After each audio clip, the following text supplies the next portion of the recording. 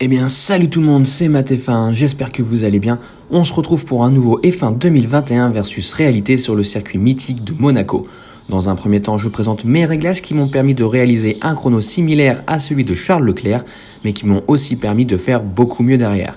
C'est un circuit urbain qui demande une forte pression aérodynamique, la vitesse maximale ne dépassant pas les 300 km/h. Circuit urbain signifie beaucoup de bosses, nous allons donc avoir des suspensions plutôt souples, une garde au sol plus faible à l'avant. Et c'est parti pour un tour au circuit de Monaco. On arrive au bout de la ligne droite des stands sur le virage de Sainte-Dévote. Attention à ne pas bloquer la roue intérieure et à bien manger le vibreur afin de ne pas ressortir trop large. On enchaîne avec la montée de beaux virages afin d'arriver dans le premier virage à gauche à Massenet qui n'est pas facile à utiliser. Ne pas hésiter à rentrer tard dedans. On enchaîne avec le virage du Casino.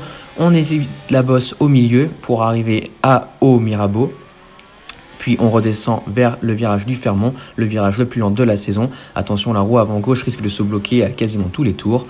On enchaîne ensuite avec les enchaînements à droite avec le virage du Portier qui va nous ouvrir directement vers le tunnel. Donc pied dedans forcément, attention à bien soigner sa trajectoire, ce serait bête de se manger un mur ici alors que c'est l'une des parties les plus simples du circuit. Et on arrive à la première chicane, attention à ne pas rentrer trop vite dedans et trop tôt car on risque de manger l'arrière. On enchaîne ensuite avec la partie plutôt rapide de Monaco, avec notamment les S de la piscine qui se passe quasiment à fond dans le jeu.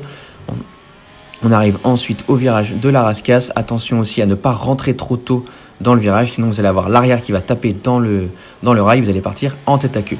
On enchaîne avec Anthony Nogas qui nous ouvre enfin la ligne droite des stands. Et voilà, c'était un tour à Monaco plutôt rapide. Je vous laisse donc maintenant avec les images en caméra extérieure. N'hésitez pas à laisser des commentaires, à laisser un like et à vous abonner. On se retrouve prochainement. Salut tout le monde.